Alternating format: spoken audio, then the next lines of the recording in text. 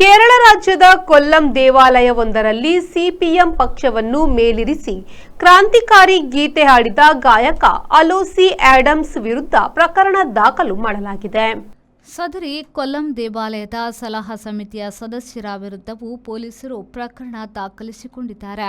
ಕಳೆದ ತಿಂಗಳು ಇಲ್ಲಿನ ಕಡಕಲ್ ದೇವಾಲಯದಲ್ಲಿ ಅಲೋಸಿ ಆಡಮ್ಸ್ ಅವರು ಕ್ರಾಂತಿಕಾರಿ ಗೀತೆಯನ್ನ ಹಾಡಿದ್ರು.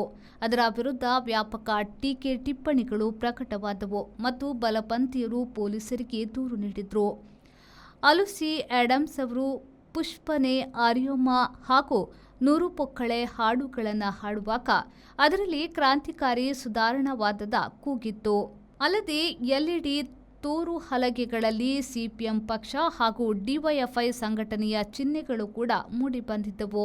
1994ರಲ್ಲಿ ಕುತ್ತುಪರಂಬದಲ್ಲಿ ನಡೆದಿದ್ದ ಪೊಲೀಸ್ ಗುಂಡಿನ ಚಕಮಕಿಯಲ್ಲಿ ಮರಣ ಹೊಂದಿದ್ದ ಸಿಪಿಎಂ ಕಾರ್ಯಕರ್ತ ಪುತ್ತಕುಡಿ ಪುಷ್ಪನ್ ಗೌರವ ಸಮರ್ಪಣೆಯಾಗಿ ರಚನೆಯಾಗಿ ಹಾಡಲ್ಪಡುವ ಹಾಡಾಗಿದೆ ಪುಷ್ಪನೆ ಅರಿಯಾಮೋ ಎನ್ನುವುದಾಗಿದೆ. ಕಲ್ಲಕ್ಕಡ್ ಪೊಲೀಸರು ದೇವಸ್ಥಾನಗಳ ಕಾರ್ಯಕ್ರಮದಲ್ಲಿ ರಾಜಕೀಯ ಪ್ರಚಾರ ನಿಯಮೋಲ್ಲಂಘನೆ ಎಂದು ಪ್ರಕರಣ ದಾಖಲಿಸಿದ್ದಾರೆ.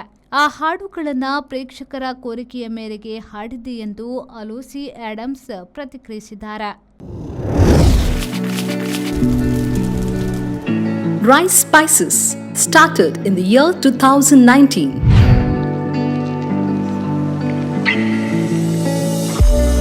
Today we have crossed 45 plus products. All our products are pure and natural without any adulteration.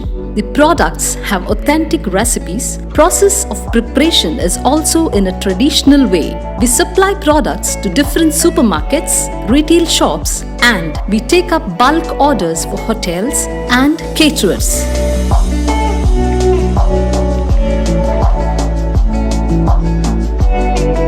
We have an experiential store at Rice Spices, Chilimbi, opposite Reliance Mart, Mangaluru. Contact 96 065 93921.